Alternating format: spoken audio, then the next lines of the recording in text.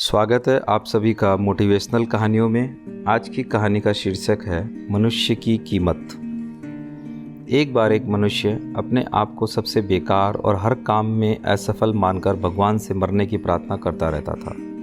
हमेशा कहता था कि भगवान मुझे इस धरती पर क्यों भेजा, मेरी यहाँ क्या ज़रूरत, मेरी यहाँ क्या कीमत, वगैरह वगैरह। एक दिन यही प्रार्थना करते करते भगवान सच में प्रकट हो गए और उससे सारी बात सुनी। फिर भगवान ने उसे एक चमकता हुआ पत्थर दिया और कहा कि जाओ इसकी सही कीमत पता करके आओ और सही कीमत जानकर इसे वापस लाना है, इसे बेचना नहीं है। वह क्या करता, चल पड़ा पत्थर की कीमत जानने। सबसे पहले वह एक फल वाले के पास गया। फल वाला बोला, मैं इस पत्थर के एवज में 6 सेव दे सकता हूँ।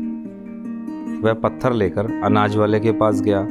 वह बोला, मैं इस पत्थर के लिए 1 बोरी गेहूं दे सकता हूँ, देना है तो दो, नहीं तो चलते बनो। वह आगे गया तो उसे एक सुनार की दुकान दिखाई दी। उसने सोचा, चलो इसको दिखाते हैं। सुनार देखते ही बोला, चलो इस पत्थर का मैं तुम्हें 5 लाख दे सकता हूँ। वह बोला, नहीं, मुझे बेचना नहीं है। सुनार ने सोचा पत्थर हाथ से चला जाएगा, इसलिए उसने कीमत 15 लाख कर दी। फिर भी व्यक्ति को तो पत्थर बेचने की अनुमति थी नहीं, सो बोला नहीं। तो सुनार बोला कि चलो आखिरी कीमत बोलता हूँ, 50 लाख, देना है तो दे दो। वह बोला, मुझे बेचना नहीं है, खाली कीमत पूछनी है। वह वहाँ से चल दिया।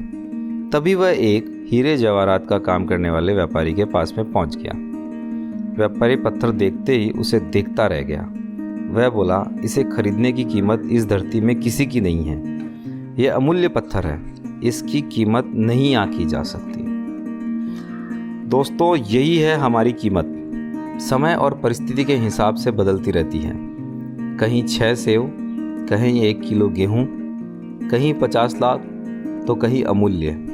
जिस प्रकार एक लोहे की छड़ कम महंगी, उससे बनी कीलें उससे महंगी और उससे बनी स्प्रिंग उससे भी महंगी होती है, उसी प्रकार मनुष्य की कीमत इससे नहीं कि अभी वो क्या है, बल्कि इससे है कि वह अपने आप को क्या बना सकता है। अक्सर हम अपनी सही कीमत आंकने में गलती कर बैठते हैं। हम अपने आप को बेकार समझने लगते हैं। जीवन में कई बार परिस्थितियां अच्छी नहीं होती हैं, परंतु इससे हमारी कीमत कम नहीं होती।